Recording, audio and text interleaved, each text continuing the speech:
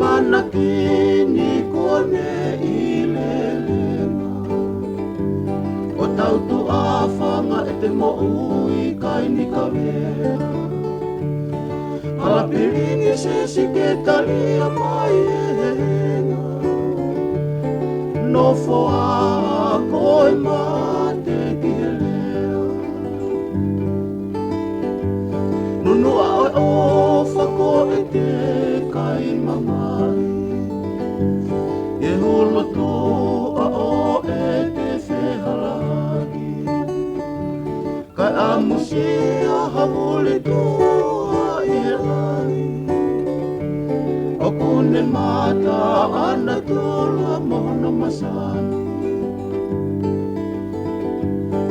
Aotearoa te ke ngalo nai a whi. Wan kuila kosi e te siate. Tala ofa ki mama e wai komete. E koe sinoni ko au foe. Malia kosi o tokoro se tapu. Ne whai ki ai e te whakapapau. Ko ke hoko koe pale a malani. Ke u fotu moi a ki he langi.